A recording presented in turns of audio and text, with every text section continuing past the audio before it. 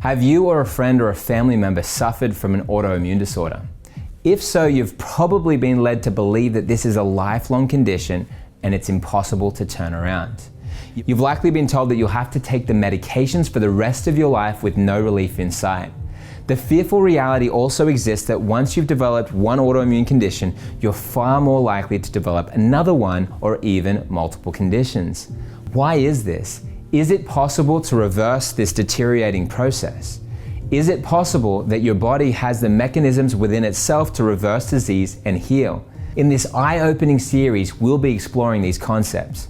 You'll have the opportunity to hear multiple testimonies from autoimmune patients who have reversed their autoimmune conditions and are living happy, healthy lives. Today, we will begin by exploring what autoimmune conditions really are and what causes them to occur. You've likely been told that there's no way to know what causes these conditions, and while there may be various factors, we'll see that really it comes down to some very core processes in our body that we need to understand. Understanding how our bodies work and how disease develops can have a profound positive effect on the rest of our lives.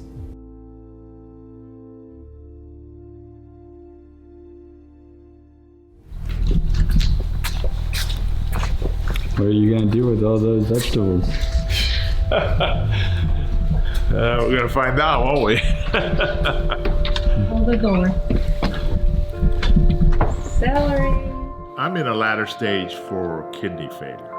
That's where I am. Kidney failure doesn't mean you're gonna die.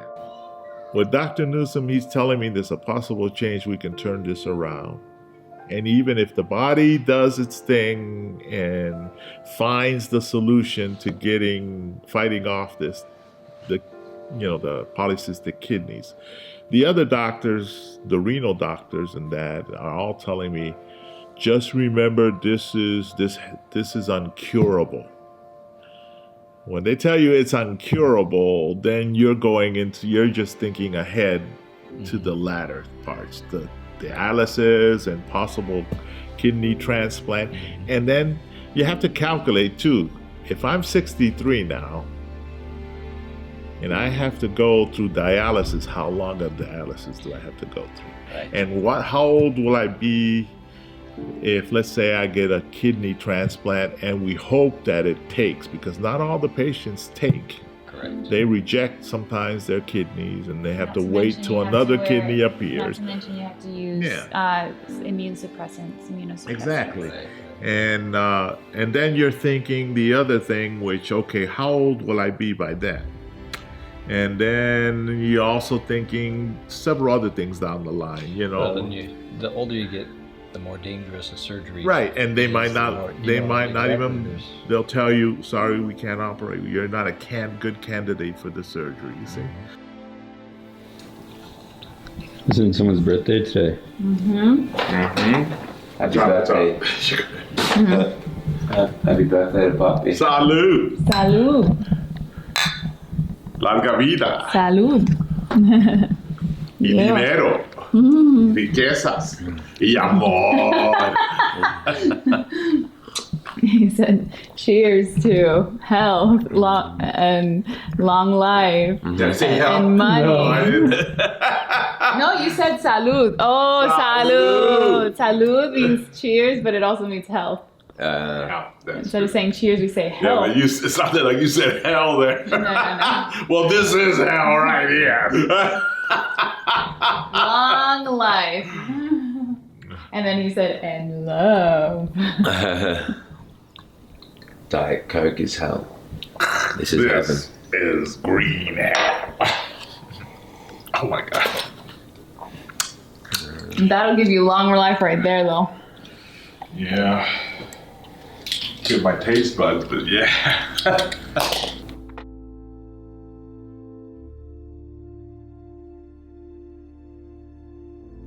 I've been in the hospital so much in my life. I learned to have to accept some of the medicines that they give you, the treatments, the pain, because there's pain. Yeah. And truly, that, you know what I mean? Like, compare that pain to this pain. Better than, like, this is like way better than the stuff that let me they ask. put you through. Yeah. The pain of going to the hospital and the pain of, because they're both pain for you? Like for me, this is not pain, but for you, this is, right? Which pain is bigger? The hospital. Yeah. By how much? And medicines. Yeah, by how much? And needles. If you were to weigh it against each other, so like what, you know, max 10, the other one's 1. I don't know, like, or how? So this is a 7. This is a 7, and then what's the hospital? And 10. Interesting. Maximum pain, 10. Wow, so that's what it is for you. Like it's only 3 points difference. It could be 10 plus the hospital.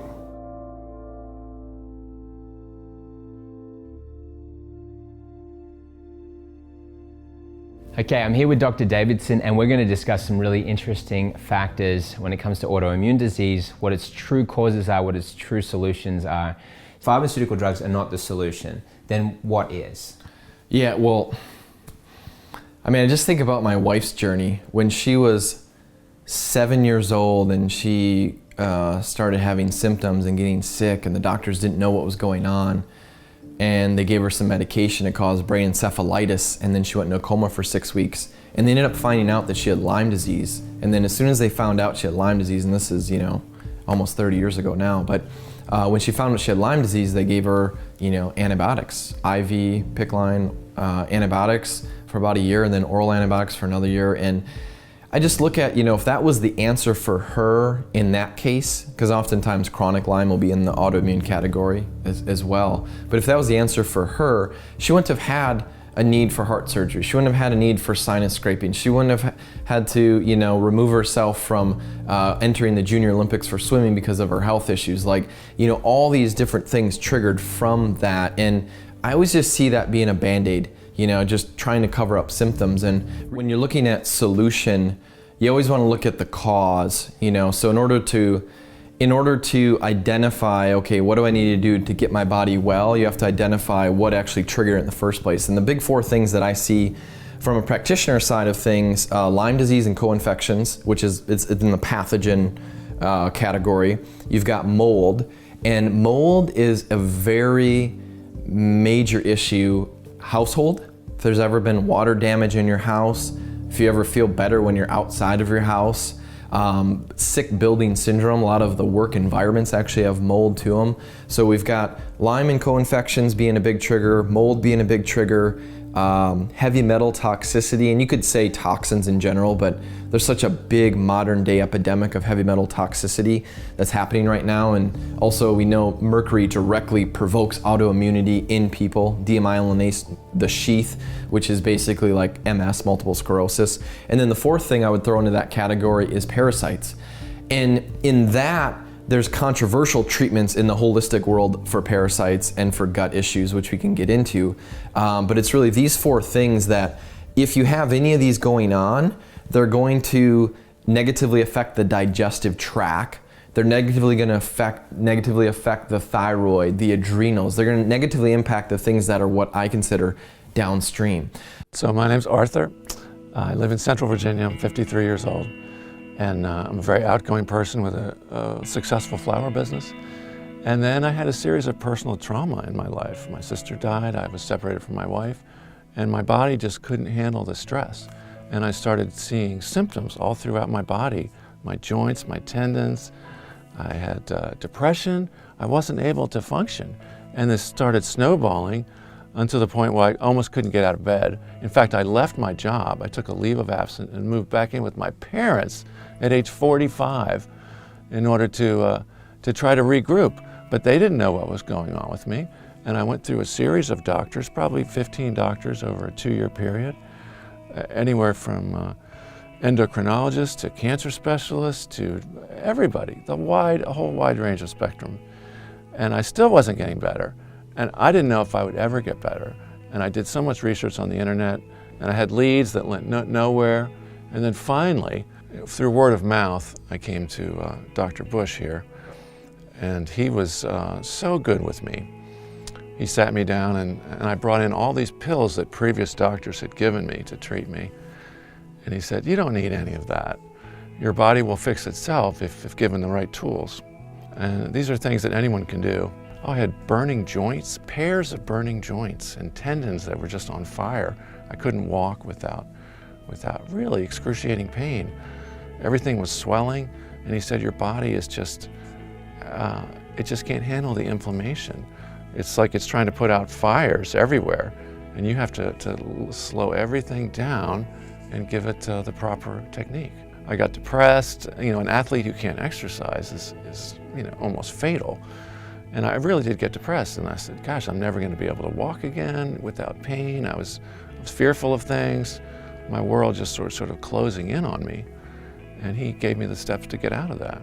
So one thing I had while I was sleeping was no pain. That was my one grace, was no pain while I slept. But as soon as I woke up, took my first step, bam, the pain would start. And it would continue with me all day and actually ramp up until bedtime. And I'm like, oh my God, I gotta do this every day? And so suicide did cross my mind, which is hard to imagine because I'm such a positive person. How many times would you think about something like that? Well, it got to be, you know, almost every day you'd think about it. Like, I can't live like this. There's no way. What kind of quality of life do I have here? You know, it wasn't the way I wanted to live. So I was given a 5-step plan on how to get better. The first one was switch my diet to alkaline, eating things that don't cause inflammation in your body. So you have a list of things that are alkaline, things that are acidic, and things that are in the middle. Try to eat as much on the alkaline side as possible. Vegetables is a good thing. Avoid some of the meats, the heavy meats, and then a lot in between. But I have to refer to my list all the time because I can't always remember. Avocados is a good one, I know that. And then you drink 1 glass of vinegar water every day. So you take a regular glass of water, add some vinegar to it. You know, it's a little tart at first, but you drink it and you acquire taste, and suddenly, you know, it becomes part of you. And now that's all I drink. And I walk around with my vinegar water wherever I go, and people make fun of me, but I'm not in pain. So I love that. And then the probiotic, that are some of the new ones that are out there, Restore is a great one. And your body's able to process foods that it normally couldn't handle because today's food is raised not the way it used to be. And so that was a big thing. And there's some other things that, you know, the whole picture, it's a holistic approach that covers everything you do. Some people say, well, do you cheat on your diet? Hell no. You know, I want to feel great all the time. So if that means eating a bowl of lettuce instead of that pizza over there, I'll do it. It was an amazing experience for me to go from what I seemed like was near death, suicidal in fact, to living life to its fullest, culminating with running a triathlon. Are you kidding?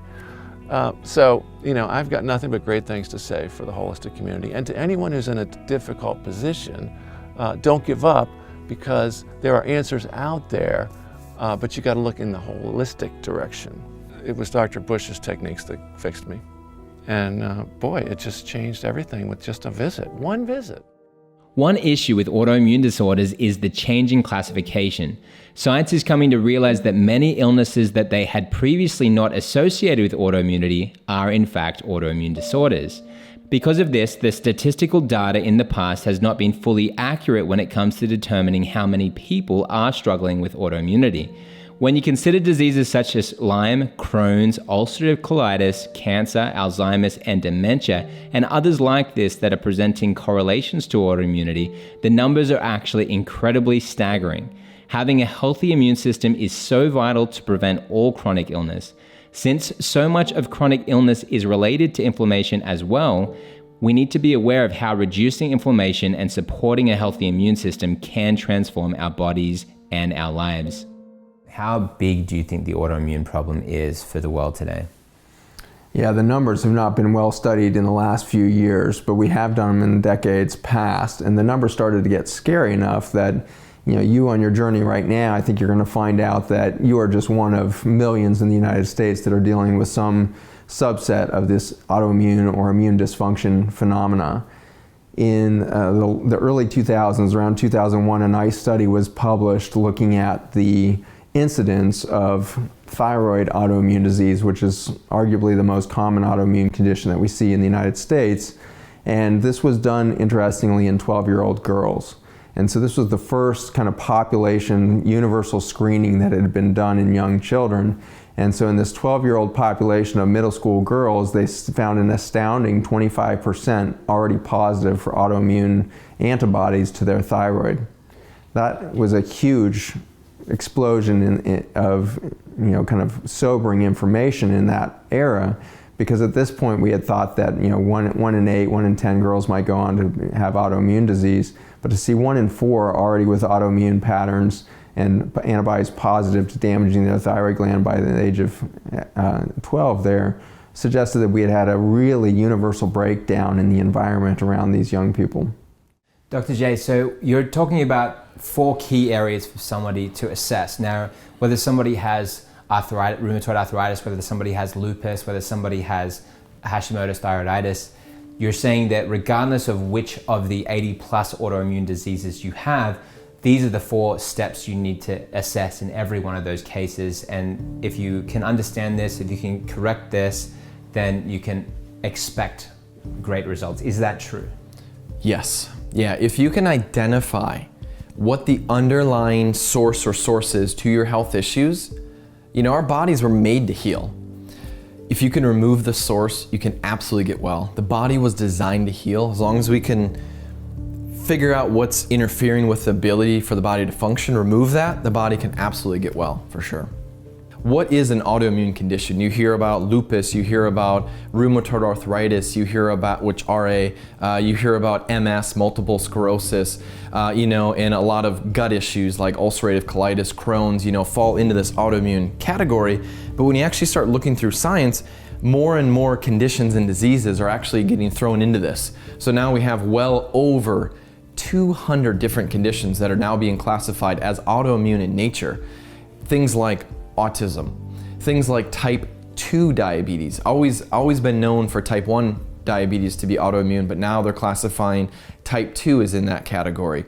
Cancer, these are huge diseases and huge conditions that are now being thrown into the autoimmune pot. So when we actually look at autoimmune, it's almost scary to think where it's moving toward. Essentially, these autoimmune disorders are all manifestations of your immune system malfunctioning and appearing as various symptoms at different times. The names given to these different diseases are simply classifications of symptoms themselves rather than a true diagnosis of what causes the disease and how to treat it. Thus, at times, depending on the medical professional who is doing the diagnosing, one person may be diagnosed with different conditions depending on the current symptoms they are manifesting. Hi, I'm Rachel Carnuth, and my daughter, when she was 9 years old, was diagnosed with an autoimmune disorder called juvenile dermatomyositis, which was skin rashes on her face, on her legs. She had arthritis in her hands and arthritis in her knees, and we were able to find a holistic doctor to help us and get us on this road to recovery. In my hands, I had arthritis. And I could feel like at school I stopped doing the monkey bars because my hands hurt.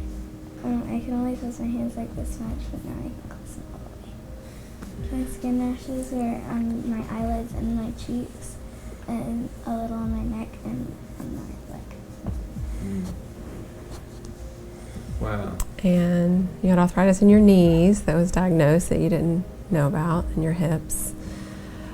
At one point, when we didn't realize what was going on with her, she was sick. We were living overseas, and she had this terrible stomach pain and was so weak after being sick that she couldn't even jump up one flight of stairs, like one little step. But now we laugh because she could jump like 3. So she had a lot of muscle weakness too associated with her autoimmune disorder that she eventually got diagnosed with. So Celia was, one of my patients. She'd been, little girl, she was diagnosed with a disease called juvenile dermatomyositis, which is basically it's a skin and a muscle inflammation. So it manifests with rashes. It manifests with a lot of pain. Now, this little girl was a gymnast, and she couldn't get on the bar. It hurt too bad. So, one of the things we did with her is, of course, autoimmune disease. You've got to look for, 4 triggers, the 4 big common denominator triggers. So for her, she was gluten sensitive, and it was very obvious, but we tested her genetically to confirm it.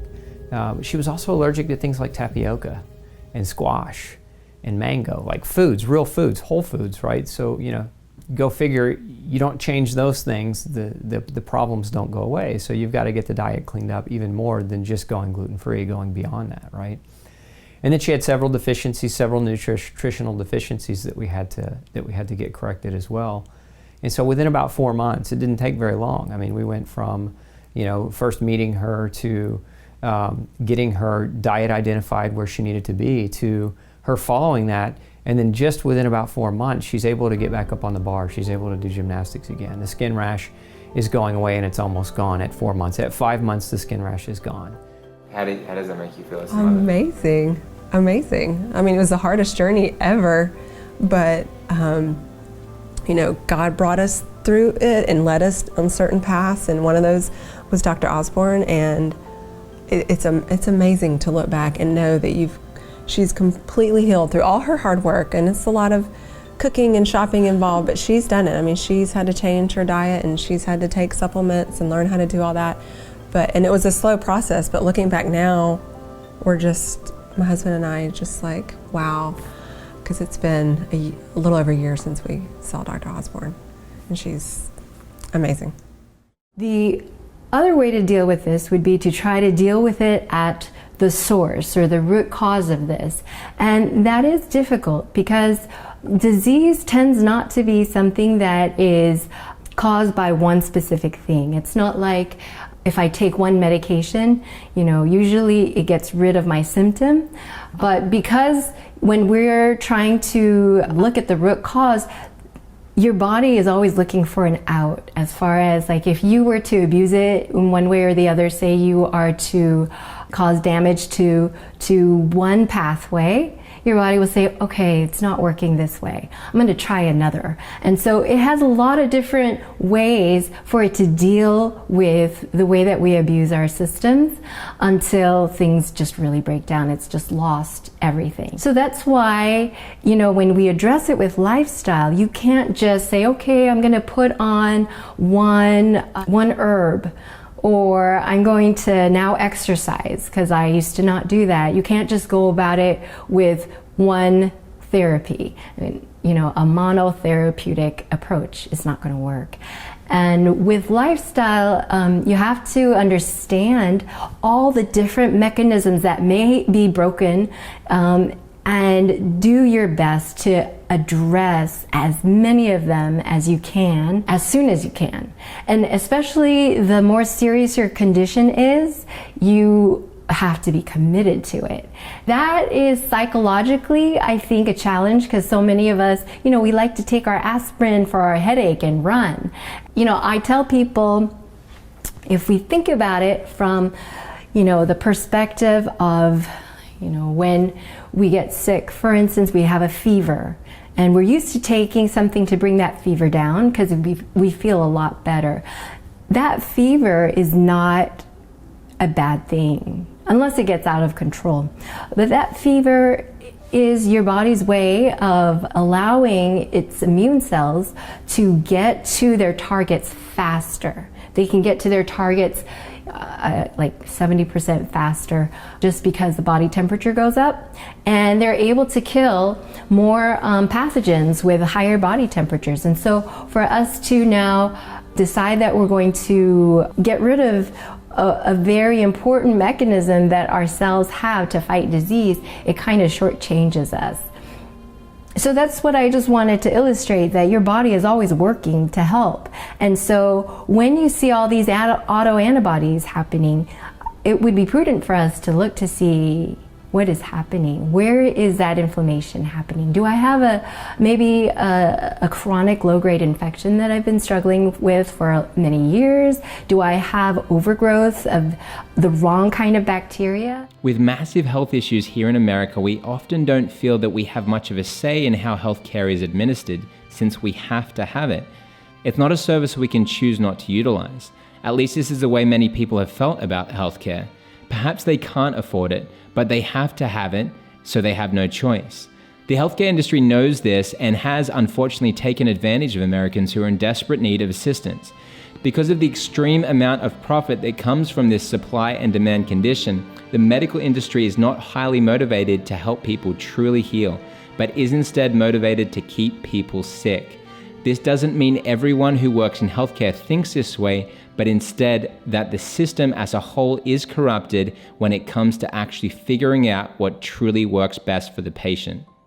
So the autoimmune industry is a massive industry, and even by standard medical definition, it's about $100 billion industry just for medical treatment.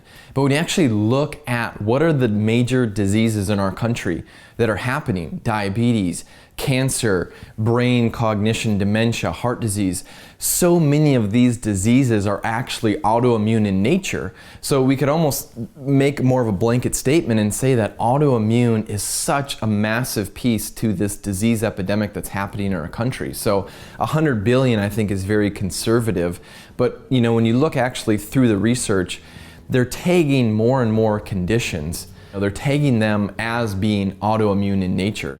A few facts about autoimmunity is that 50% of healthcare costs, this is from a commercial-based insurance plan, 50% of healthcare costs are attributed to 5% of the patients. That's a scary fact. That means that half of your insurance premiums that y'all are all paying right now are paying for 5% of the people, not yourself. Why is that? Because the drugs are ridiculously expensive that we're using to treat these diseases.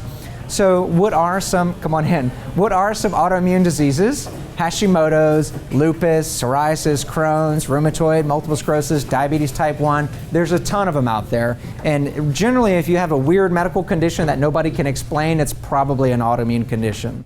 It really struck me over time that my colleagues had lost their vision that this is about health. Something happened over the last 30 years, and this idea of healing and giving people health has been lost. It's been subverted into the cause of profit, personal profit and profit for the systems. A lot of my colleagues are now, for instance, employees of hospital systems, and they're told, because a lot of doctors are still my friends, despite the things I say, and they say things like, I'm an employee, and they tell us that the more revenue you generate for the hospital system, the larger your end of quarter bonus.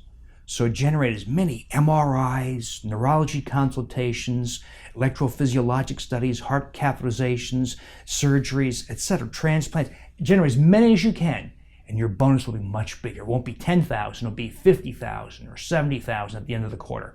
So a lot of my colleagues will churn people for testing, referral to the neurologist, to the gastroenterologist, the cardiologist, to the surgeon, because it generates more revenue for the system. And you chose not to do that?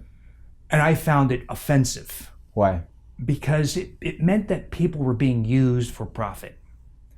Good people, bad people, all kinds of people, big people, small, everybody was being churned for profit. And it's just plain wrong. And you can see the result now.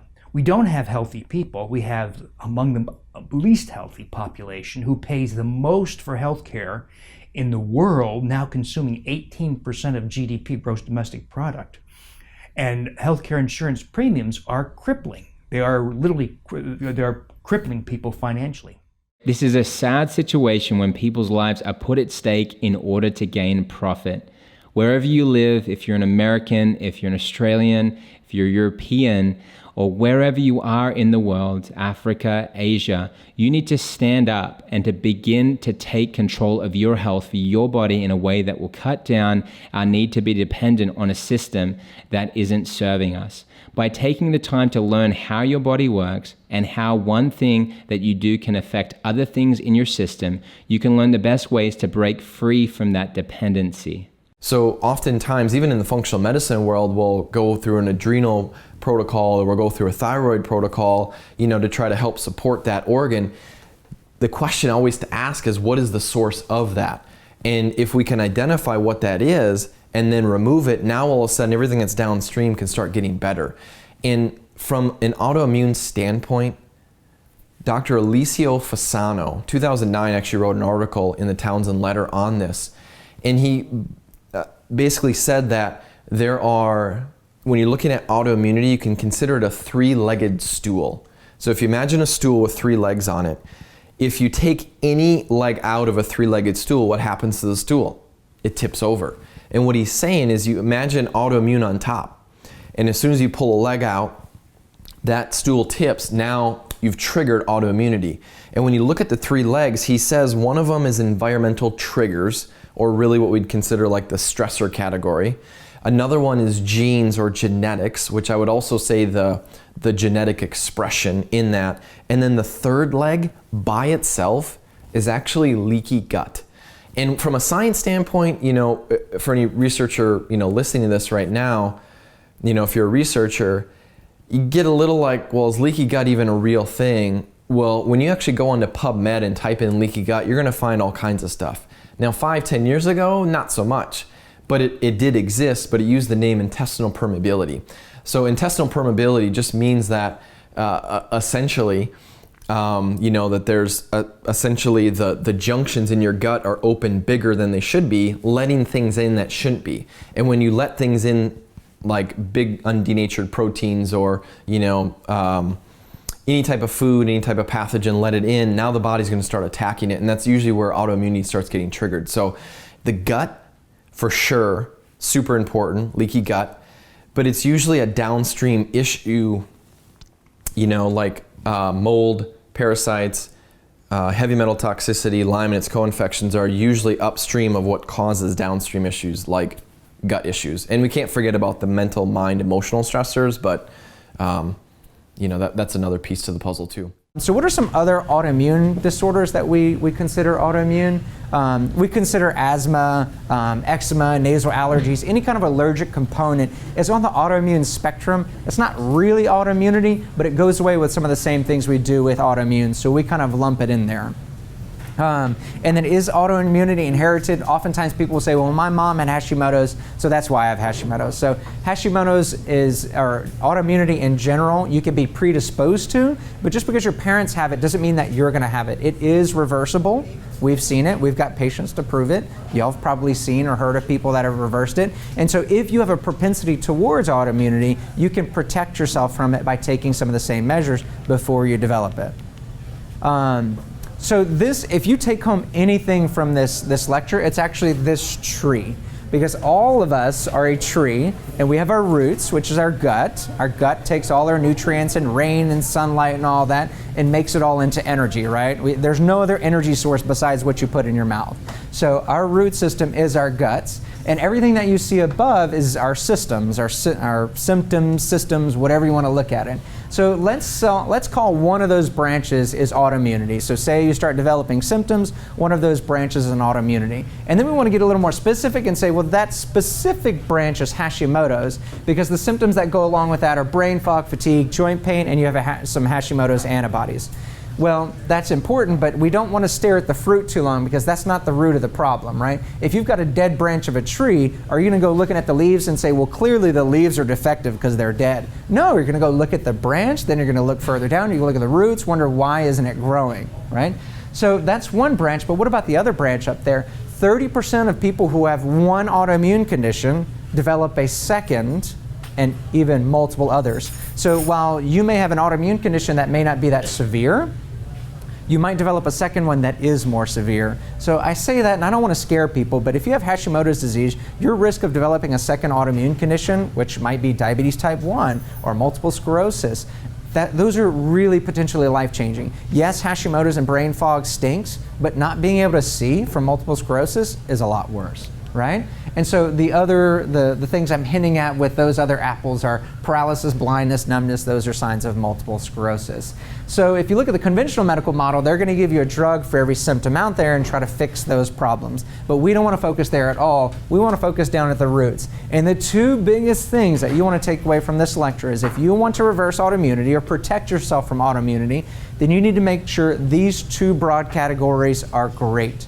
Your gut is your #1 life support. If your gut is not healthy, if you don't have the right balance of bacteria, yeast, digestive properties, then you are predisposed to really anything, but especially autoimmunity. There's a powerful tool set that's valuable to all people. Whatever condition I have as I'm watching this series, every single piece of information is going to be valuable to me. What would you like to say in regards to that? It's a great point when we're looking at a label. So I feel like from a clinical side, you know, when I'm working with a client, it's easy to get caught into, I want a certain diagnosis. I'm just looking like, what is what do I have, right? Oh, I've got MS, or I've been diagnosed with lupus, or I've been diagnosed with rheumatoid arthritis. And then it's like all of a sudden it stops from there. Like all I wanted was a name.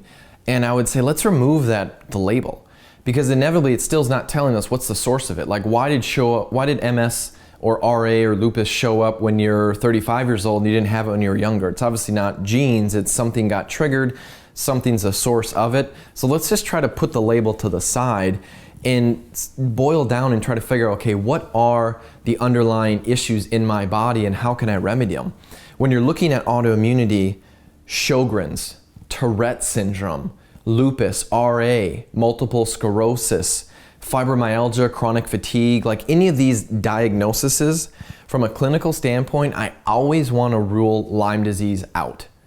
Now, am I saying that if you've been diagnosed with any of the ones I just, mentioned, you have Lyme disease? No. But so oftentimes, Lyme disease is known as the great mimicker. And if we just say, oh, I've got RA, and we stop trying to figure out, well, what triggered that? Why do I even have it if that is a correct diagnosis? Then we stop looking at the source, where it could be a bacteria like Lyme disease that actually triggers this, or mercury toxicity, right? You get a filling drilled out, the mercury exposure sets the body over, and all of a sudden you developed MS and you're not sure how that happened. We don't want to just settle for a label. We always want to look at the source. We want to find the source and correct that. One thing that science is shifting its view on is the way autoimmunity is understood. In the past, it's been thought of as an overactive immune system, so it needs to be shut down.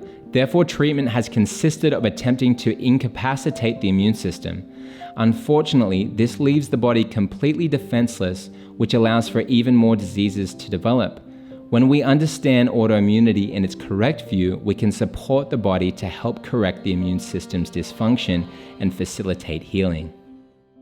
Autoimmune disorders are one of the most misunderstood conditions in medicine, in my opinion.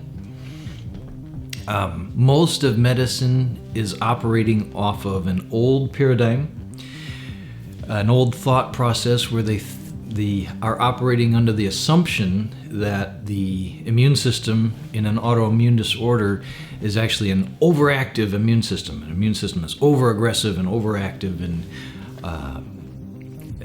over-vigilant, if you will.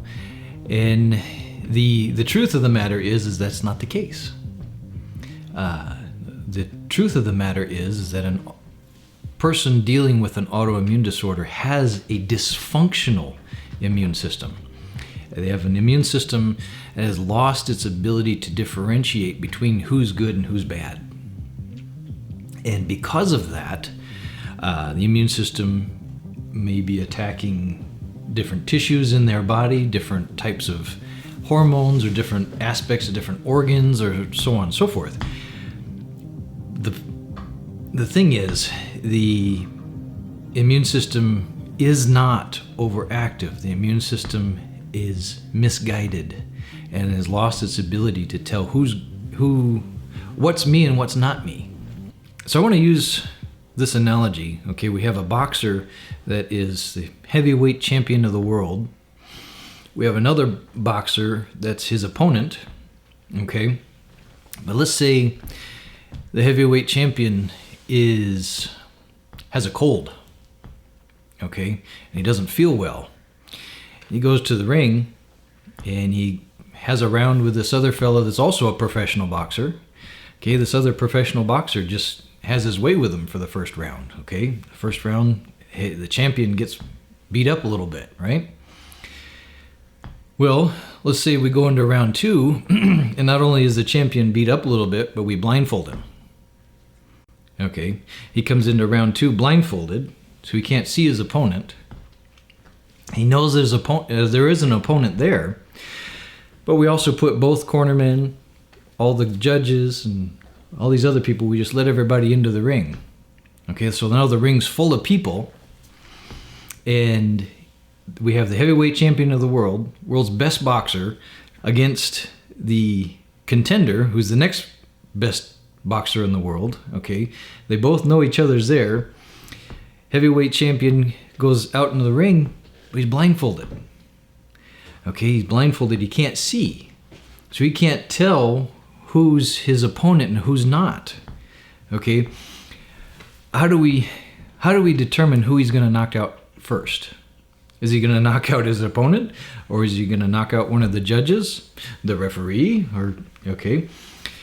What we don't know is who he's going to knock out at all.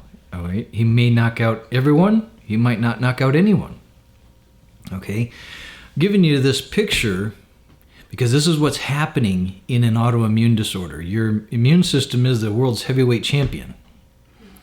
Okay, if your immune system gets beat up a little bit, okay, it doesn't have the right nutrition, it's been exposed to toxicity, okay, different toxins and things in the environment, and it's had to deal with different stresses, your immune system gets beat up a little bit, all right? If it loses its ability to differentiate, it gets blindfolded. Okay, so now we have the world's heavyweight champion going about trying to take out an opponent, but he's blindfolded. Okay, and he can't see, can't differentiate. Okay, and that is what's going on in an autoimmune disorder. Now, what we need to understand is how does that come about? How does that happen? How does the immune system become dysfunctional and lose its ability to differentiate between who is my body and who isn't my body, who's my friend and who's my foe? Okay, this is what happens in autoimmune disorders. The immune system can't tell. It can't tell who's good, who's bad. It knows that there's something out there that it needs to go after, but it can't tell who's the good guys and who's the bad guys, so it goes after everything. Right now, we're dealing with an onslaught of chemical toxicity, which is starting to trigger autoimmunity that our bodies were never meant for, and it gets us into a bad place. But backing up and looking at the immune system, we've essentially got two arms of the immune system. We've got the Th1 and we've got the Th2. Within each arm of the immune system, there's a bunch of different like chemokines and cytokines and things, but essentially you can boil it down to we have two basic arms of the immune system. And technically there's more to it, but this is a really easy understanding. So we've got Th1 and Th2. When you have an infection, like let's say you get a flu virus, you catch it from somebody, the Th1 immune system is going to fire. It is the fast acting. And think of these as they're both, military, right? We've got the Navy and we've got the Army. So they're both military, but they work a little differently. So we've got Th1 that comes in, it tags things, and then Th2 is that immune system that then comes in later, more longer term. So when we have autoimmunity, essentially what's happening is we get stuck. We get dominant Th2 or we get stuck and we get dominant Th1. So the immune system is firing one way or it's firing the other way. And this is really more of the scientific approach and the understanding of autoimmunity. And so much of what's happening right now in our society with Th1 and Th2 becoming imbalanced is this toxicity epidemic. So let's say that you get exposed to mercury toxins, and those mercury toxins attach to your thyroid, which then can trigger something called Hashimoto's, which is an autoimmune thyroid condition. It was actually it was the first autoimmune condition ever classified as autoimmune in nature. It was like the early 1900s. And so mercury on the thyroid, now the immune system says, wait a minute, that's not right. I'm gonna go after it. Well, can our immune system kill mercury? No, it can't. Mercury cannot be killed because it's an element of the periodic table. It's not actually living like a virus, bacteria, or parasite. So what happens is then the immune system, when it's going after mercury, it's actually damaging tissue around it. When it's damaging tissue around it, now it's actually decreasing the function of the thyroid, and now all of a sudden you start having hypothyroid, and you need to take Synthroid, or you need to take some type of thyroid to give the body some boosting. And the goal isn't that you need that to help with the body's inevitably that's just treating the symptoms. So we have to identify, okay, why is the body actually attacking the immune system, or the thyroid cells? Why is it attacking it? And how do we shut that off? And basically what happens is this Th1, Th2 just becomes tipped one way, or it becomes tipped the other way. And autoimmune in nature, we're looking at big diseases like cancer. So cancer essentially is when it becomes Th2 dominant. When you're looking at lupus, rheumatoid arthritis, MS, even chronic Lyme disease, that's typically more Th1 dominant. So we get stuck, and that's really autoimmune. Is we just think of it like a teeter-totter, a balance. When it gets pushed one way versus the other too far, that's when autoimmune gets triggered. So if we can do things that actually help to balance this out, and there are some tests that can help detect Th1, Th2 balance, but then there's also this whole category to say, okay, let's say we're autoimmune. We have Th1 dominance, we have Th2 decreased, or we're the opposite. What can we do? There's some things, what they call immune modulators, that actually help balance this out no matter what direction you are. Things like vitamin D3. I mean, how many times do you hear about vitamin D3? And it's technically a hormone. We know scientifically it affects, out of the 25,000 genes we have, human, it affects about 3,000 of those genes epigenetically, positive expression. So vitamin D3, super important for the body, but that immune modulates, so no matter what side you're tipped on, vitamin D will help with that. Colostrum actually helps modulate the immune system, Th1, Th2. Vitamin A, vitamin E, glutathione actually, superoxide dismutase. So there's actually many beneficial things that can help to help balance the autoimmunity of it. Now these things I don't think are the end-all solution. I think there's more steps, and we have to really peel the layers back to really find out the causes, but they can also help kind of calm down those autoimmune reactions, autoimmune storms that people get into. So these are all things that one should think about as far as nutrition.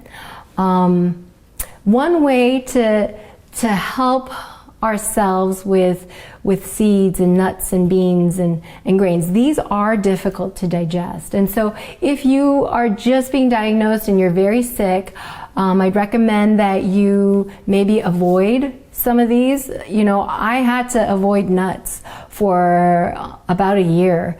And once I started eating these things, I found that I'm much better able to tolerate them if I soak them. So all of my seeds, nuts, grains, and beans, I will soak the night before. And that helps with getting rid of some of these, what they call anti-nutrients, things that make them more difficult to digest. Now that I've gotten a lot better, I'm able to tolerate them. I'm adding them more and more, and finding that I can add them back in and not have the difficulties that I had. And you might wonder, like with nuts, we want to have some of these things just on hand. You don't want to be having to soak them and be like, oh, I felt like eating some almonds. Oh, I got to go soak them. So first, when you buy your batch of nuts, soak them overnight, and then it'd be good to invest in a dehydrator and then dehydrate them, and then you can put them in the freezer, and then you can have them for if you want to make like a nut butter or whatever else you wanted to use them for. So that was one way. And the other reason too, I should add, like why they might be more difficult right now for someone to handle is, number one, I think that our digestive systems are not working as well, just because of all these insults that we are suffering. And number two, because of the toxins that are on them. And number three, it could be because of how they are handled. As far as like when they are harvested and as they're stored, some of them have more of a tendency to develop mold growth. If they're not totally dry, if there was some rain, and it's not inconceivable that your food will have a tendency to develop mold. Actually, I think, Dr. Colin Campbell in his book, The China Study, talks about how in the Philippines they were having lots of children of wealthy families getting liver cancer because they were eating all this peanut butter, and the peanuts had developed aflatoxin. And you'll find that with corn. Corn is a real source, and there are other nuts, for instance, that are more likely to develop mold, like cashews. Cashews can have more of a tendency. And so that's why, you know, if you're very sick, no matter what kind of illness that you have, especially cancers and these types of things, you want to maybe stay away from the nuts. Or if you're eating them, just make sure that you are soaking them and all of that. I'll tell you, you know, when I was having my condition, I could not tolerate nuts for a year. And the way that it would manifest for me is I would have muscle and joint pain. And so within a number of hours after eating whatever I ate, and sometimes it was more rapid than that, but I could tell there was something that I ate that didn't agree with me.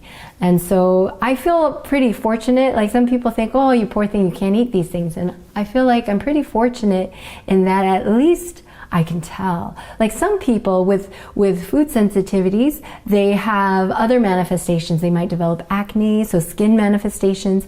They might develop neuropathy, weakness in their arms or legs, or it might affect their cerebellum.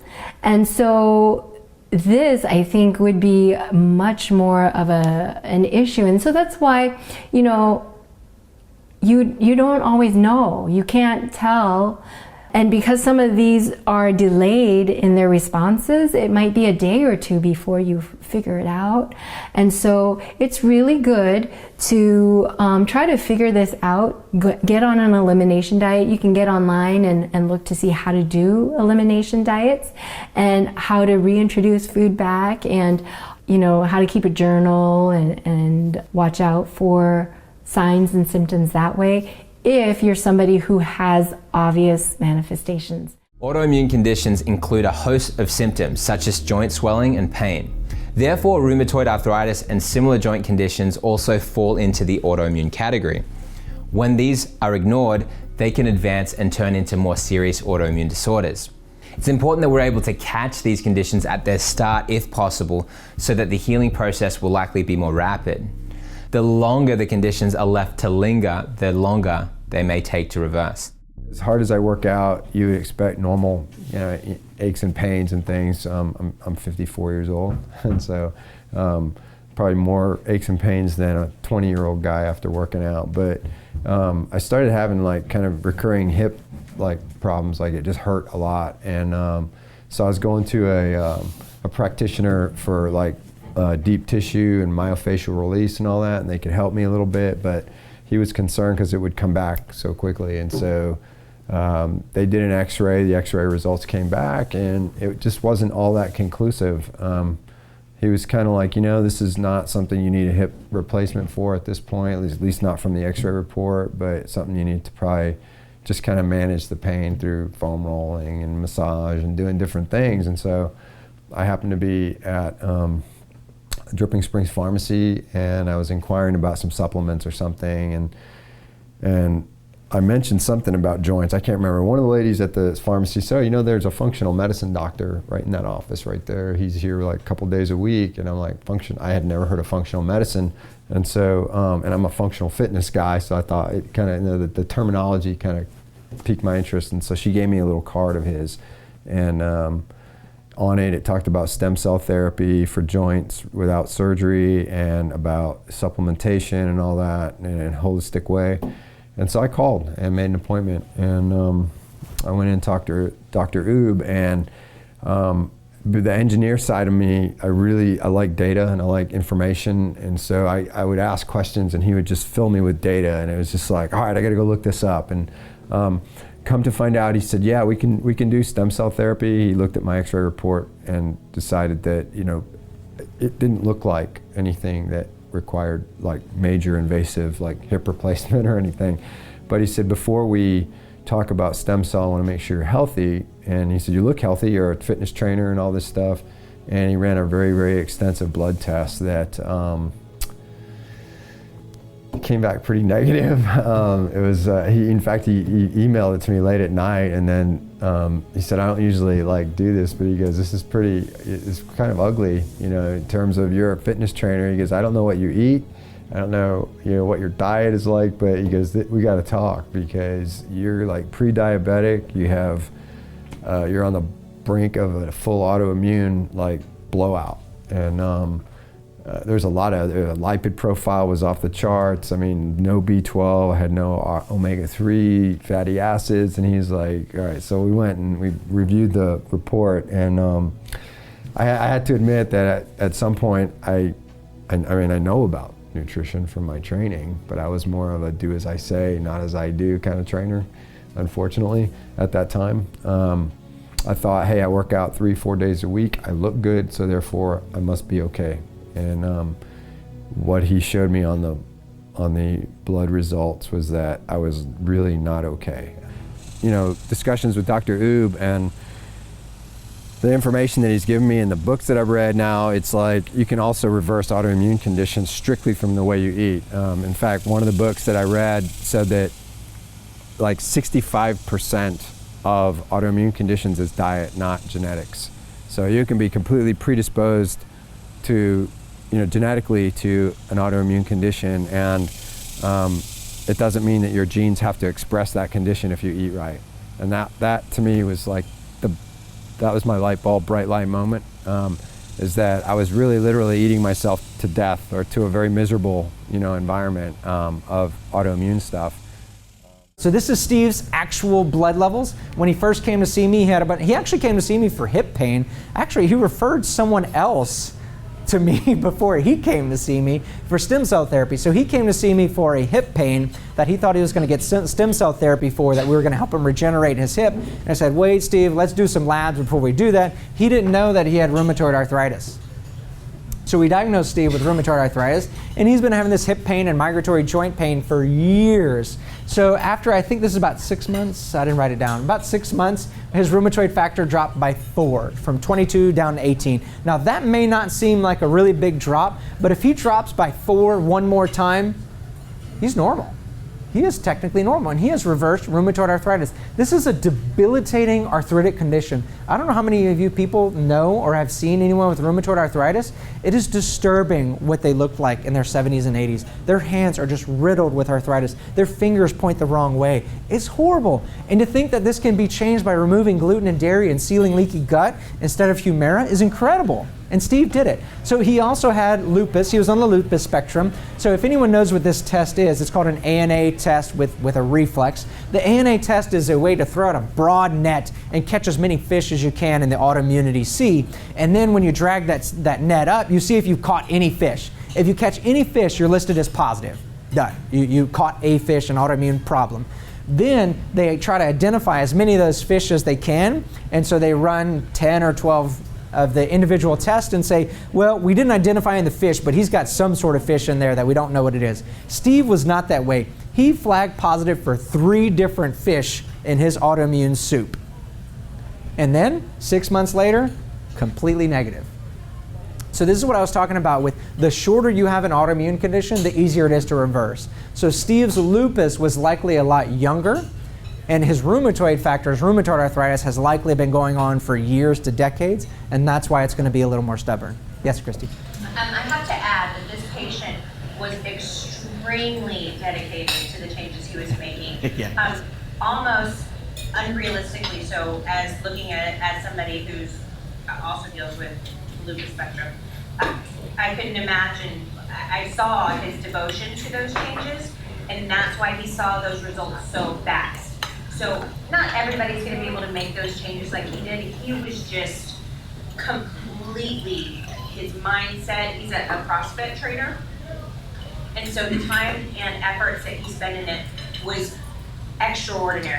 It was above. And so it can happen, but just know that he really strived to make those changes, and it was absolute dedication on his end.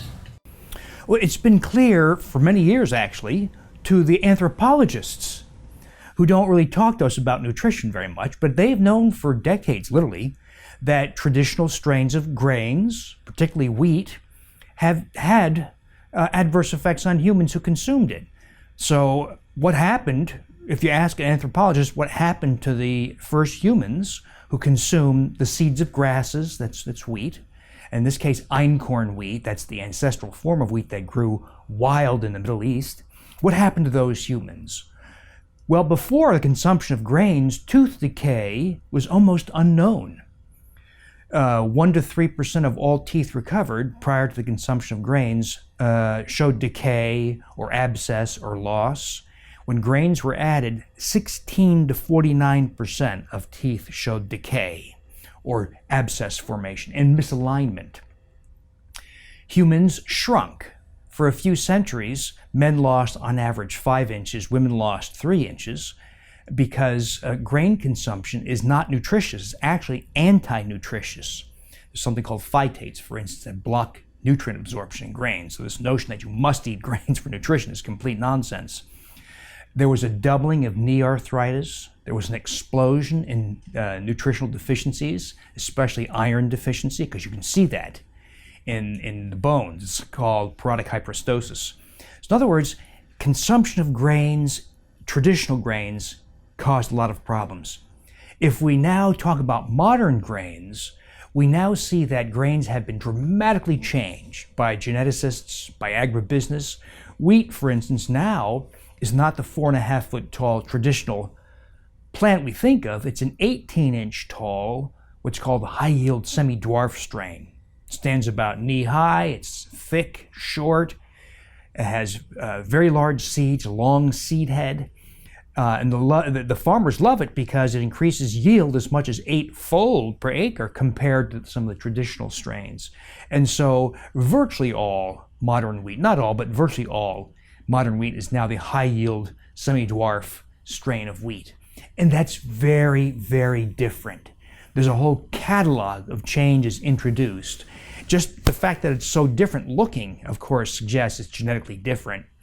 But for instance, modern wheat has been enriched in wheat germ agglutinin. That's a protein that's indigestible to humans, and it's very toxic to the gastrointestinal tract. The reason why it's been enriched, that is, the content increased, is because it's a very effective pest-resistant protein. It keeps molds and bugs from eating the wheat plant. So farmers, geneticists selected strains with higher wheat germ agglutinin content, but it made wheat more toxic.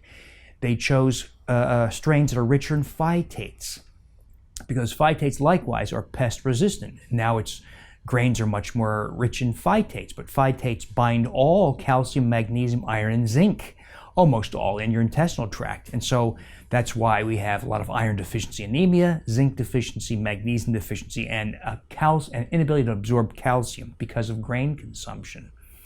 The gliadin protein, people say gluten, but a better way of thinking about grains is gliadin is a component of gluten, but gliadin's been changed dramatically, and it amplified its opioid effects. That is, gliadin can't be digested by humans fully. It's broken down to pieces.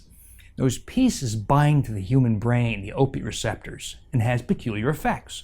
In people with schizophrenia, it causes auditory hallucinations, hearing voices. It causes paranoia.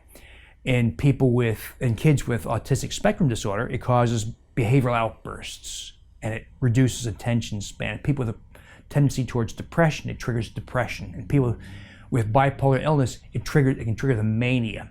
In people with suicidal tendencies, it triggers suicidal thoughts. In people with binge eating disorder or bulimia, it triggers food obsessions, 24-hour-a-day food obsessions. Now, in you and me who don't have those conditions, it only triggers appetite. It causes us to consume, on average, 400 to 800 calories more per day, mostly in carbohydrate and junk foods. So the consumption of wheat perpetuates the consumption of wheat. And it gives people this kind of addictive need.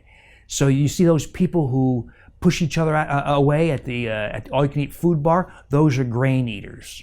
The people who don't eat grains are often indifferent and don't care to eat that much, often forget to eat.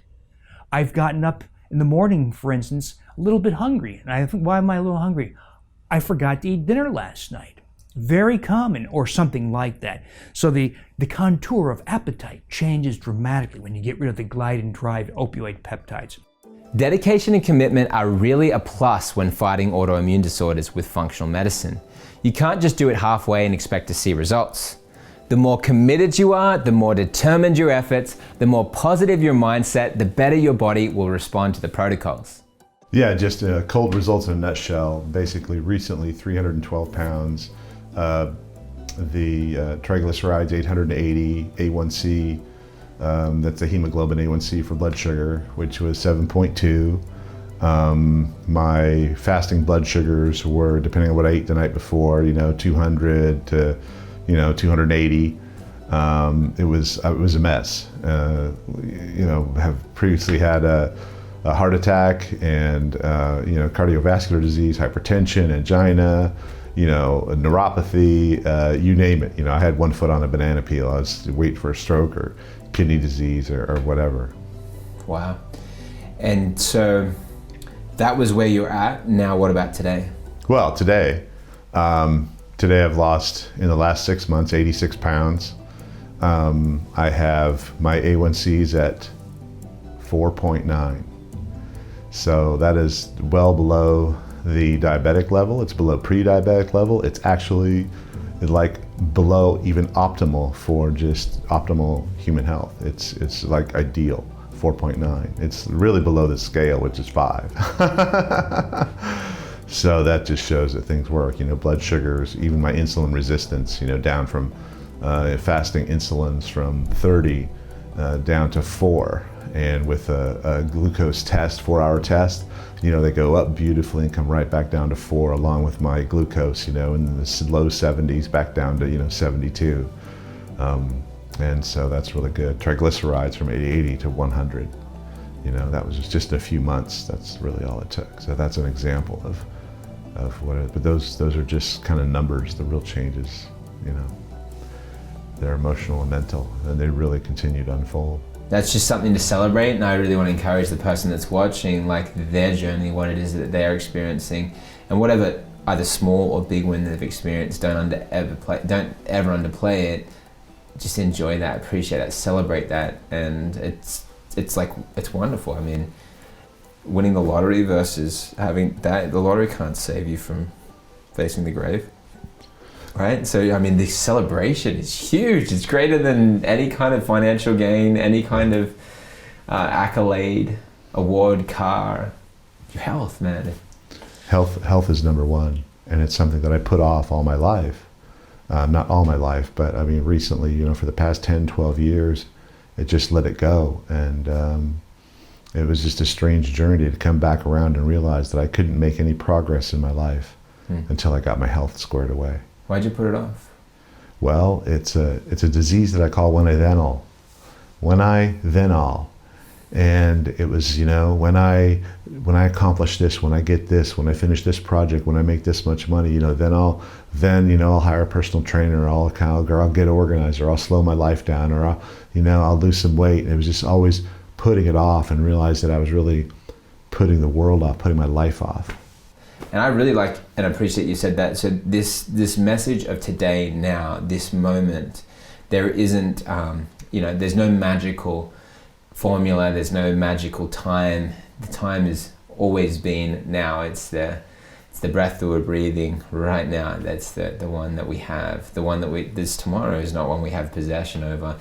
And which is, again, to not worry about tomorrow, because it's today. This is all we have, like just the ability to make choices and influence the outcomes of our day. But I love that. The sad reality, though, is as a fitness professional, as I've kind of told people about this, I've come to realize that there's a very small segment of society that will take the words and go, I'm gonna do what you did, Steve, and I'm gonna eat right for the next month. 30 days is really all it takes to reverse a lot of these conditions. They just won't do it. Because there's pills they can take, like prednisone or other anti-inflammatory drugs that will help you get rid of the symptoms, but you haven't actually solved any of the underlying problems. But what proportion of people have you found that will say yes and those that say no? Out of the people that I've spoken to, probably 70% won't do it. And only about 30% will actually take a proactive approach to eating right. And because the issue is, it's not, you can't just eat right a little. You got to go all in or nothing. And that's because, like, it's not about, you know, removing gluten most of the time. If that ends up being the thing that ruined your small intestine, is the gluten problem, then you can't just eat a little gluten, because the problem's still there. And like Dr. Ebe explained to me, and now that I've read, is like, if your immune system starts to fire off on gluten because it recognizes gluten for some reason as an invading body, it has a long memory. And so you can't just get off gluten for a couple of weeks and go, I'm good.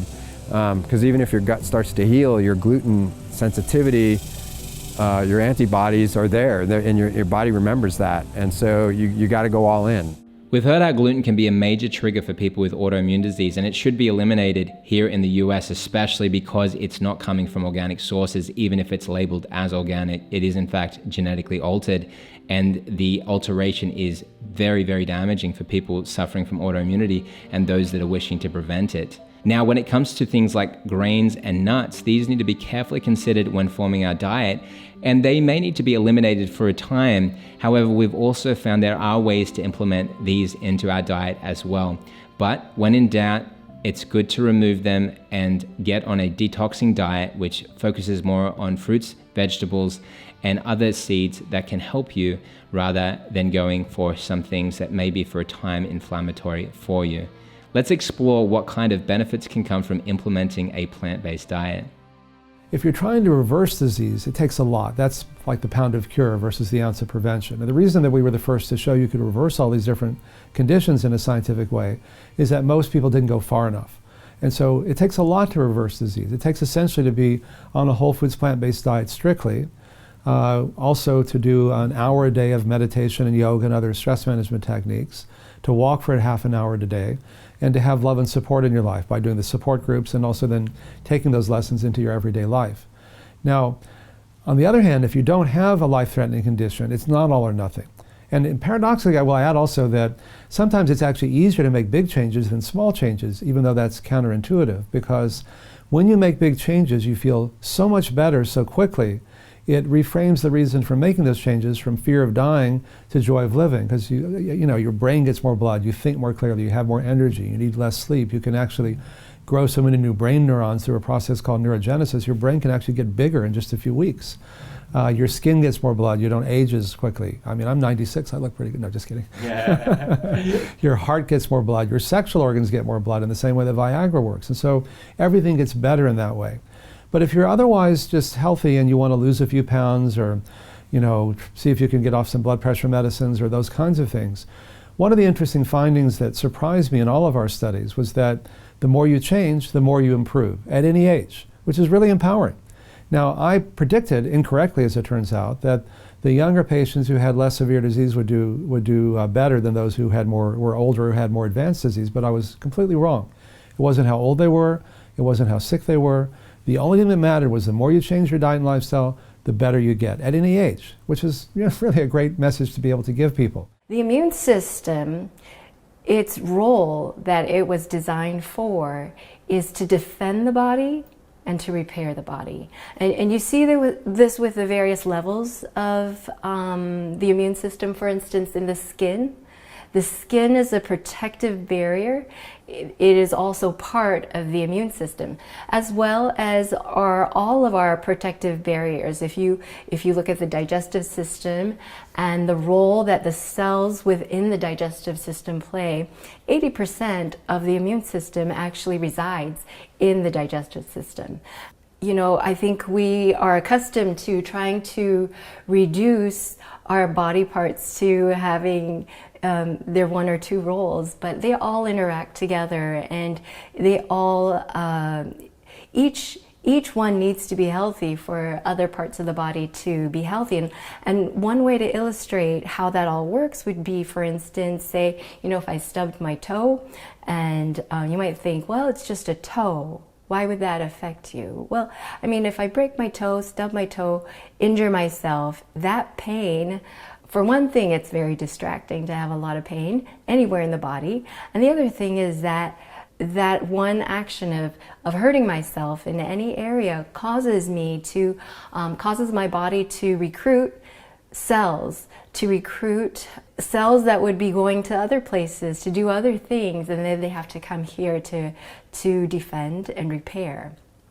So you can see that if you have any kind of injury anywhere in the body, that it is going to, number one, cause inflammation, and number two, it will draw upon the resources of the body. And so you will need to have more resources, better resources to take the place of what is happening.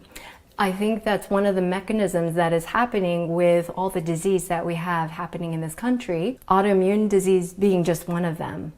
It's that there's just so many things that are happening to overwhelm the immune system. In this country, we have anywhere from 23, then NIH says 23.5 million, and then another website, I can't remember what the name was, but it says that we have upwards of 50 million people who have autoimmune disease, and that number, of course, is growing every day. 50 million is an incredible amount. And the thing is that by the time they get to the point that they have enough antibodies, they are diagnosable, it's been developing for many, many years, because it's not like you wake up one day and you have a disease. It's something that your body has been trying to deal with for a long, long period of time. And then at one point, you've heard that term, it was the straw that broke the camel's back. And that's the type of thing that happens with our diseases. You have to remember that, we define our diseases based upon certain numbers that when they get high enough, we say, okay, that's a disease now. For instance, diabetes. A lot of patients will say, I don't have diabetes. My doctor says that I'm borderline. And so it's controlled by diet. The thing is that we all know there is a spectrum. You might start out with a fasting blood sugar of about 85 or so, and then it might start trending upwards, or you might be having very elevated high blood sugar levels after you eat. These are all things that are getting worse, more frequent, causing more symptoms as our blood sugars are more elevated for longer periods of time, until you get to that point where your fasting blood sugar is over 200, and now you're diagnosable as someone who has diabetes. And it's the same thing for autoimmune disease. If you have, for instance, a low-grade chronic infection, or if you have gut bacteria that say you've been on a major antibiotic and you've had significant stress, and you have all these things that are contributing to your gut health not being very good, and the gut bacteria being unhappy with their home, and now you have new bacteria that are able to put up with the kind of environment that you are providing for it with, whatever kind of toxic lifestyle practices that many of us have. You are going to find that you are going to suffer from this low-grade inflammation, low-grade infection that many people don't realize that they have. And it is causing, when you have inflammation, it causes cell death. Cell death results in, basically the contents of the cell being released into the environment. I'm curious, with wheat, would it class as genetically modified because of the dwarf species? So this is a word game that agribusiness plays. So they say, because they actually wrote press releases and articles, Davis is wrong, there is no such thing as genetically modified wheat. Well, one, I never said there was, but they're playing a game. They're saying that no gene splicing was used to create modern wheat. That's true. No current strain of wheat has been undergone gene splicing to insert or eliminate a gene. Other methods were used. Mating with different strains of wheat, mating wheat with wild grasses, because wheat is a grass. It's a seed of a grass, the stuff we actually buy. And then the techniques of mutagenesis, the introduction of mutations that change the behavior of the plant. But as long as it makes bread or rolls or pita bread or bagels, they're happy. And so every time they introduce sometimes dramatic or extreme changes into the plant, there's no requirement by the FDA or the USDA or any other agency around the world to do human testing to see if there's an increase in allergy or immunogenicity, immune disease-causing properties. There's no requirement for testing. You can introduce all kinds of bizarre changes into your food, and no one asks you to prove that it remains safe for humans. And so this stuff has been on store shelves for over 30 years, and people have been consuming it, but it predates genetic modification. So ironically, I'm not a defender of genetic modification, but ironically, genetic modification is an improvement over the methods used to change modern wheat. Whoa. You're kidding me. No. It's even worse. Yes. Everyone knows how bad GMOs are, and wheat is not in the category of GMO foods, but it's not GMO, it's something worse. Right. What title do I give that? I say it's been genetically altered, but it's, as you can see, it's a word game they're playing. You know, if we're just using words as they should be used, wheat is genetically modified. But in the sense they're using it, no gene splicing was used. So it's a trick they're using, it's very deceptive. So the truth of it is, wheat has been changed dramatically, far more than just genetic modification or gene splicing would have accomplished. Now, there's one component to autoimmunity that we cannot overlook, and that is inflammation. Inflammation is at the core of most chronic conditions. We have toxic substances that have caused our body to need to be on attack, and therefore, as it is attacking these things that it often needs to, it's causing chronic inflammation. So how does this happen, and what can we do to counteract it? So when you look at one of the root causes of autoimmune disease, which is inflammation, essentially anything that causes an inflammatory response in the body can trigger autoimmune disease. And this list is yay long. Top of the list, toxic thoughts, toxic foods, toxic pharmaceuticals. Virtually every pharmaceutical you're going to take is going to have an inflammatory response on the body. It is absolutely mind-boggling to realize that the products that we put on our skin, in our hair, that we brush our teeth with, all this stuff is laden with chemicals, and to whatever level, whether minor or extreme, it will cause an inflammatory response. So we have leaky gut. Okay, we have fatty liver. We have these are two particular organic issues that lead to autoimmune disorders. Okay, and they do this, one, leaky gut, undigested food floating into the bloodstream, causing an irritation and an inflammatory immune response, which eventually leaves the body in an inflamed state, number one, but leaves the immune system exhausted. Okay, so the immune system, because of if we're eating 3 times a day and the immune system has a inflammatory response every time we eat, it wears out the immune system. It gets to where the immune system gets to where it's exhausted. Okay, and so it gets tired of having this level 5 alarm 3 times a day. Okay, and that exhausts the immune system. As the immune system gets exhausted, it starts to it starts to dysfunction. Okay, it has a faulty function then, and that's where autoimmune disorders start to happen. The other thing is the liver that is not filtering properly. Okay, whether due to toxicity or nutritional deficiency or both at the same time, the liver is not filtering properly all these toxins that we're exposed to every day, which there's 80,000 known toxins that we are exposed to on a daily basis just in our homes. Okay, it's a massive number. Okay, if the liver is not filtering all these toxins out properly, it starts to store them. When the storage bin is full, guess where they go? They don't get stored in the liver. They permeate and get stored. Well, they get shoved out into the rest of the body, which causes another source of irritation, which causes an inflammatory response from the immune system, which further exhausts the immune system.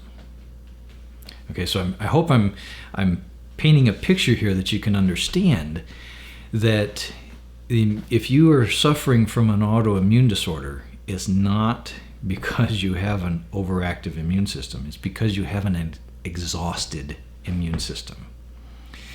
An exhausted immune system loses the ability to differentiate. Okay, it's kind of like the blindfolded boxer. Remember we talked about the heavyweight champion, okay? He goes out there. Well, if he goes out there blindfolded, he's super powerful. Okay, he can go out and knock out anybody. But if he's blindfolded, he can't tell who he's going to knock out. It may be the person that he's supposed to knock out. It may be the referee. Okay, if he's blindfolded, how is he supposed to tell? How is he supposed to differentiate? Right? And so an exhausted immune system is in that same position. It's blindfolded and it can't differentiate between what's a pathogen or a toxin and what's my liver or my shoulder or my thyroid or my brain. Okay, that's what happens with an exhausted immune system. So to take a step back, this is my explanation to explain what's actually happening physiologically in a autoimmune disorder. One, obviously we're going to be trying to decrease inflammation, so we're going to use something that is anti-inflammatory. And anti-inflammatory herbs could be, and this is in no particular order, curcumin that many people are talking about and hear about right now. Ginger, another herb, is good. Boswellia, which is also called frankincense that we spoke about prior. Silybum, which is like milk thistle, which is actually a liver detoxifying herb. So let me just talk about one herb right now and then we continue on that. So curcumin. So why is curcumin really useful, or why has this become this superfood or this rave about everybody talking about turmeric and food doses of turmeric and supplements of turmeric? Curcumin has been found out to inhibit something called COX inhibitors. COX inhibitors are actually produced in our body to fight any kind of inflammation that is happening in our body, or to fight any kind of infection that is happening in our body. So when our body is now trying to react against itself, it's producing more COX inhibitors against itself instead of a source that is coming from outside. So curcumin, which is a substance that is found in turmeric, which is a root or a rhizome that's been growing for thousands and thousands of years, and it is an ethnic food or a very staple food in a lot of different countries. It's been present in the Mediterranean for a long time, in all the Asian countries, and people have been using it at food doses in different for all their different meals. But now science has found out that the substance that is present in turmeric, the curcumin, is able to inhibit any kind of inflammation, and that's why turmeric now has become the superfood that is good for all kinds of body aches, bone pains, muscle pain, inflammation anywhere in our GI, any ulcers in our body. So, but turmeric by itself is it's a substance you can actually make different things about. One of the most common things we talk about when we talk about ingesting turmeric, if we're not using it in food, is something called golden milk. Golden milk is just pure turmeric in either a dairy or a non-dairy alternative that you could use: almond milk, cashew milk, rice milk, and then you add turmeric, and then you can spice it up or season it with other spices. Some of the ones that I like personally using is black pepper or cardamom or cinnamon, and then you can add coconut oil to it, which is the fat that actually helps in absorption of all of these vitamins that we're actually ingesting into our body. And when we do something like this, and when we take this, say we have all of these ulcers in our body, what turmeric really does with the milk is, as it goes and travels through the digestive system, it is coating the digestive system in a way that it is actually coating all the ulcers, the inflammation. It's like a soothing balm. Like when we get hurt and we have this open area, and the way we put a band-aid, so instead of putting a band-aid, if you use an ointment or Vaseline or something like that, you're actually using a soothing balm that will prevent external forces to come and infect it further or to abrase it any further. And it's not something that will just last forever and ever. It's something that you have to keep doing again and again to prevent inflammation. And at the same time, it will also cause healing in the body. Another herb that is very commonly used for inflammation is ginger. And ginger, again, has been present for thousands and thousands of years. People can eat, and this is also another rhizome that grows underground. So when we purchase this, we're not only getting the ginger by itself, it's all the nutrients of the soils, the probiotics that you're getting with it, the prebiotics that you're getting with it, all the different nutrients that are present in the soil that are being absorbed with ginger. And ginger has also been shown to be anti-inflammatory. And ginger is not just used for inflammation, but it is used for all kinds of GI upsets, for gas, for bloating, for constipation, for heartburn. So ginger does the same thing, and you can use ginger in several different ways. You can just eat raw ginger.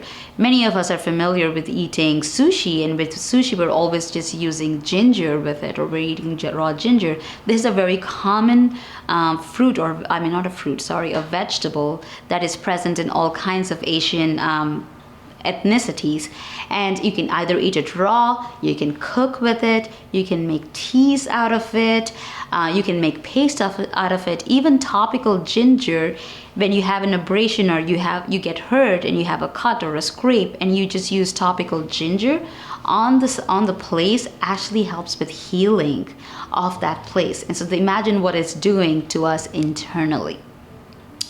Another different herb that was already talked about, but it was talked about as an essential oil, is frankincense. Frankincense, also called boswellia, has been shown in a lot of different studies to, again, be anti-inflammatory. And when we're using frankincense, it is the resin part of it, because it's not really the herb by itself that we're using the resin part of the herb. And frankincense is now sold in capsules, as extracts. You can make essential oils, obviously, about it. And so you can ingest it internally, and you can use it externally as an essential oil. So these are some of the inflammatory herbs that we can talk about in autoimmune disease that are more commonly talked about and more commonly used for treatment. One reason that many patients become frustrated and even lost when it comes to dealing with their health is because the healthcare provider may not be taking the time to truly understand their condition and their symptoms. The healthcare system is not really set up to facilitate true doctor-patient relationships. It's more about moving people through an accelerated rate in order to gain the most profit and not lose money by spending too much time with the patient. Because of this broken system, it makes it hard for someone to even realize when they're beginning to develop an autoimmune condition, and so it's often not stopped in its early stages, but is allowed to develop until it becomes increasingly difficult to reverse. So prevalent, and they're lucky because they know that they had it, whereas all these women that don't know they have it, or denied that that's the reason for their symptoms. Yeah. Right. And yeah, these poor women, particularly, obviously being around 10 to 1 women to men, yeah. And these poor women that get so often told that they're just, it's in their head. They're depressed. Actually, so that was another piece of the story I didn't tell. So when I first got my results, my primary care person was out because she'd broken her ankle, and I had seen the results the day before because I was in for a routine annual, and I just happened to see them in the computer kiosk. And And I saw the antibodies and I knew what that meant, and my TSH was elevated, and I went in for my results, and there was a physician who was substituting for my primary care person, and the first thing he said was I think I said something like, oh, I saw that my TSH is elevated and I have antibodies, and that makes sense, because I'd been experiencing any number of symptoms, including the cold intolerance too and other stuff. And he said, how do you know you're not just depressed? And I wanted to throw the chair at him because it was such a cliche. And I just said, because I wasn't depressed 2 weeks ago or 3 weeks ago, and I have nothing to be depressed about. And I just got up and left and waited for my primary care to say oh, yep, this is what it is, and here you go, here's your prescription. And then I started the discovery process after that. Wow, good for you. But that's what happens, right? You know, when any number of patients, and especially women, are said, it's in your head, it's not that, you're just lazy, or you need to sleep more, or the classic, you're a tired mom because you've got small kids, and and I see these patients too, and I'm like, no, it's not all in your head, and it doesn't have to be this hard, right? They're struggling through their life and their day because they have a hormonal imbalance that's making everything a lot harder. Wow. You're an MD. DO. Yeah, you're a doctor of osteopathy. I remember looking at that and going, oh, cool, same like Joe Nicola. Yeah, you're a doctor of osteopathy, and so you understand the modern medical system as well as more innovative, natural-based approaches, holistic medicine. So what do you see as being the major flaws within the modern medical system? How is it affecting people's lives for the negative? So I refer to conventional medicine often as cookbook medicine because it's almost like there's a recipe for every diagnosis. There's a set of symptoms. These sets of symptoms, if they check mark the boxes for this diagnosis equal this diagnosis, and then here's the standard of care treatment. End of story. And for a couple of things like acute infection and trauma, Western conventional medicine is super helpful, and we need it for those things.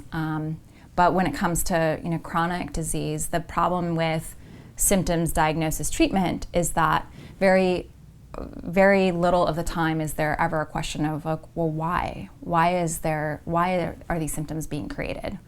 Okay, we can label it and the label just allows for ease of conversation, but it's very reductionistic, and it doesn't give people any insight or options or avenues for making themselves well, which I think is almost like a birthright. Our bodies are self-healing, and so it doesn't honor that.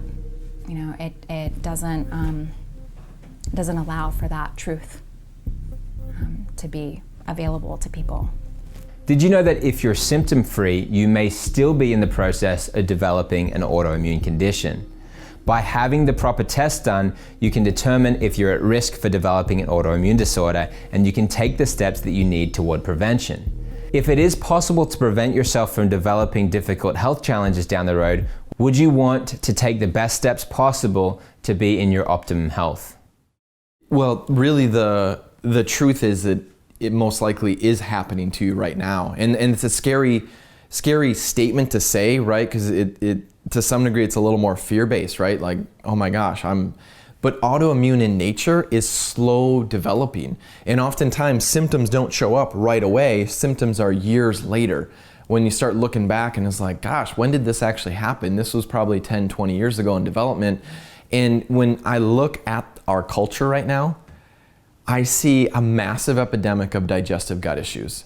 And one of the primary gateways to trigger autoimmune is having gut issues. So if you have any type of digestive symptom, you want to say, okay, this is opening me up to possibly even trigger an autoimmune in my body. So fixing the gut, making sure the gut is healthy is really a critical thing, but it's quite daunting actually when you think about how many people probably do have autoimmune right now. Yeah, when I look at what's the strength of the classic treatment for autoimmune conditions, I don't see anything on that list. So I'm pretty much, from a practitioner standpoint, clinically, it's what is natural, what is more of actually going to the source, and that's really the key. Because when you boil it down, autoimmune means that there's an imbalance in the immune system. You know, it's often referred to that it's your body attacking itself, which is correct. And it's all involves the immune system. So of course, when you look at autoimmune, there's immune in the word, right? Immune system, the one primary goal for the immune system, and this is all that it does, is it kills stuff. It kills pathogens, it kills bacteria, it kills viruses, it kills parasites, and that's its job. Right now, we're dealing with an onslaught of chemical toxicity, which is starting to trigger autoimmunity that our bodies were never meant for, and it gets us into a bad place. So fixing the gut, making sure the gut is healthy is really a critical thing, but it's quite daunting actually when you think about how many people probably do have autoimmune right now. So I see a lot of immune dysregulation. Autoimmune disease is historically thought to be incurable, and most people come in with a particular diagnosis. So we can talk about like Crohn's or ulcerative colitis or neuromuscular diseases like MS, and they are on a trajectory where they have to, maybe take multiple medications to try to manage the progression and or the symptoms. And yet, even with that, oftentimes, they either become symptomatic again, or they break through the symptom control and they come looking for a new answer. And it's not uncommon.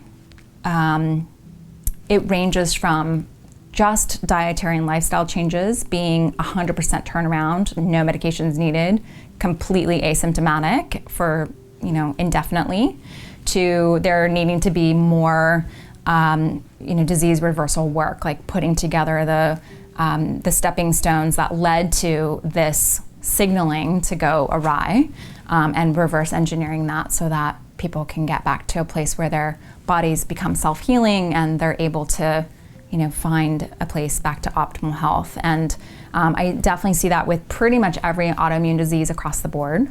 Antibody, evidence goes away completely. So even from an objective data point, it's gone.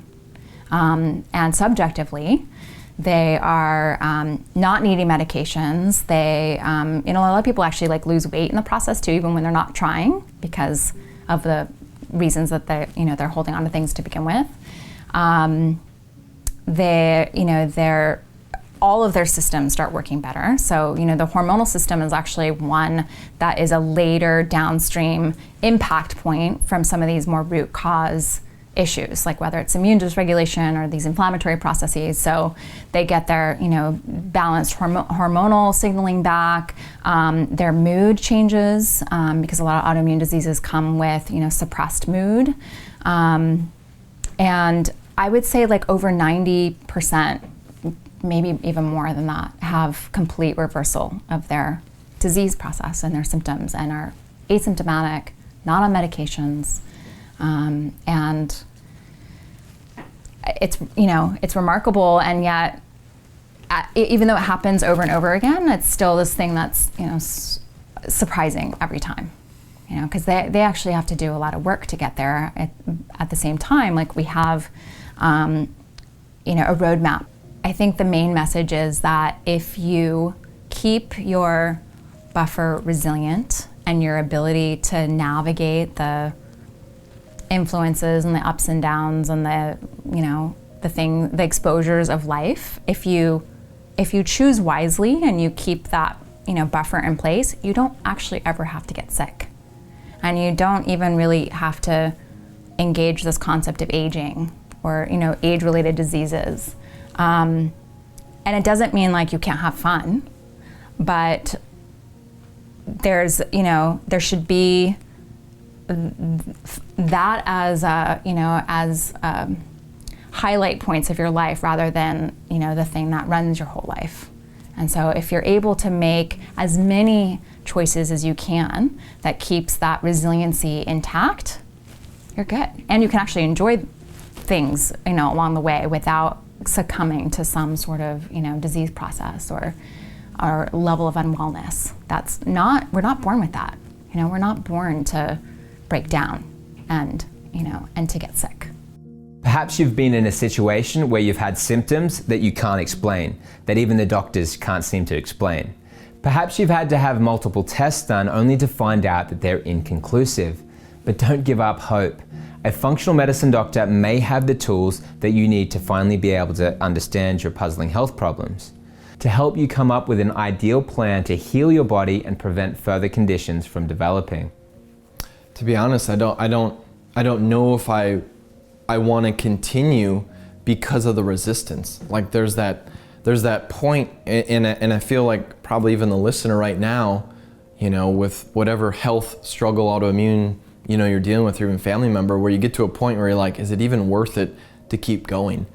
And you know, it always comes back to what's your why? Like what drives you? And I will tell you that I have a 5.5-year-old daughter that was a blessing, and it really forced us to do things and help my wife that we wouldn't have if she didn't come along.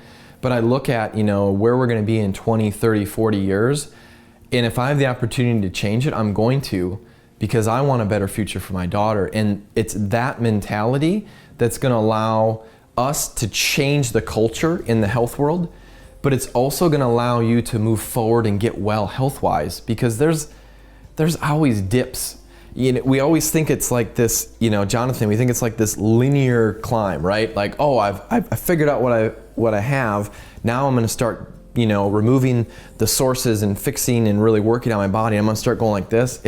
It's like this. Like there's days where you don't feel well, and it is what it is. But you gotta keep your eye on the bigger picture, because that's the direction you're going in. Don't focus so much on how you're feeling today if it's not good. Think about the big picture. Obviously we wanna live in the moment, but it's really that I hope I can give some hope to the listener to know, you know what? There is hope. And even if we're up against a wall, you know what? I'm gonna fight even harder, because that's just my nature. You know, there's a time where I'm like, is it worth it? And then I'm like, but what else would I do? Like I'm put on this earth for this, to help with this. This first episode has really been about helping you learn what's going on inside your body when you have an autoimmune disorder. We have explored ways that you can prevent autoimmune disease and have seen that it's possible to turn it around. Don't give up hope on your health. Stay with us in coming episodes to find out in more detail how various autoimmune disorders can be reversed. You'll have this incredible opportunity to hear amazing transformation stories from those who've overcome dementia, Lyme disease, adrenal fatigue, and thyroid disease. You won't want to miss out on this life-saving health information.